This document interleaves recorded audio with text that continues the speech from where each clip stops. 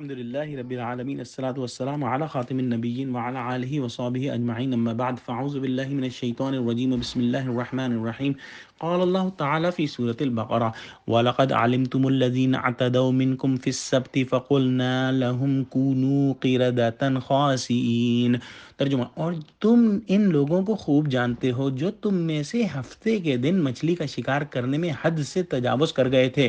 تو ہم نے ان سے کہا کہ ذلیل و خوار بندر ہو جاؤ۔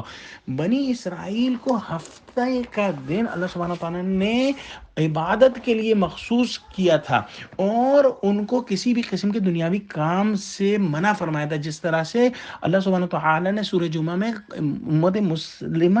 امت محمدی کو حکم دیا ہے کہ جمعے کی نماز کے بعد کوئی کام جمعے کی نماز کی اذان کے بعد کوئی کام نہ کرو۔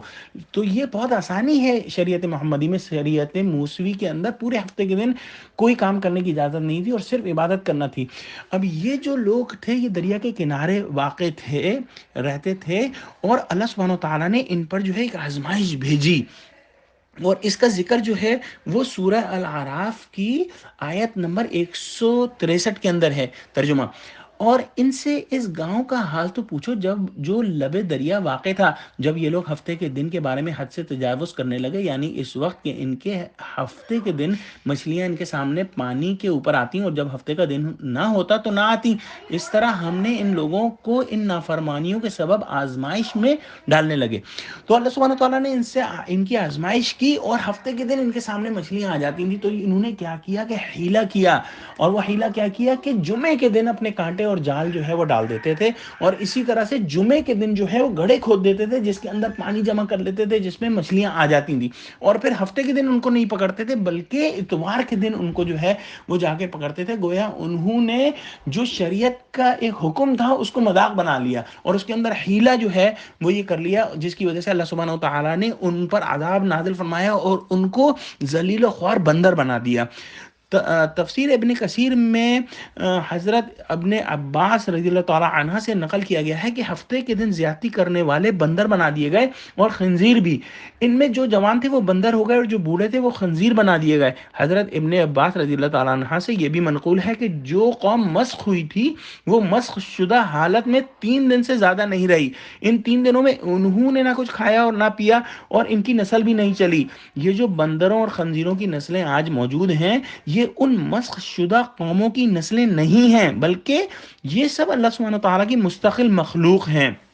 اور ان لوگوں کے بارے میں آتا ہے کہ وہ ان کو بندر بنا دیا گیا تھا، لیکن ان کو لوگ پہچان رہے تھے کہ یہ فلانا شخص ہے، یہ فلانی خاتون ہے، تو ان کو وہ پہچان رہے تھے۔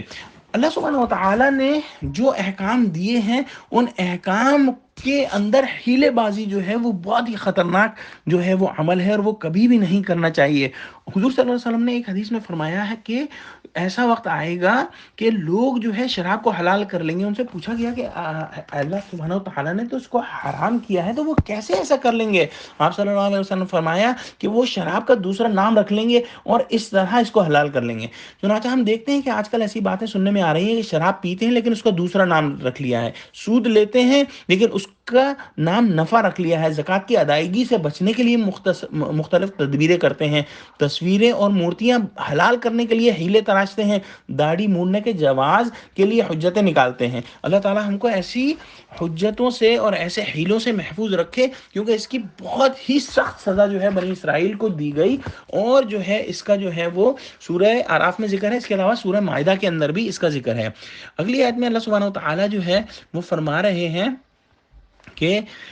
فَجَعَلْنَاهَا نَكَالًا لِمَا بَيْنَ يَدَيْهَا وَمَا خَلْفَهَا وَمَوْعِظَةً لِلْمُتَّقِينَ۔ ترجمہ: اور اس قصے میں اس وقت کے لوگوں کے لیے اور جو ان کے بعد آنے والے تھے عبرت اور پرہیزگاروں کے لیے نصیحت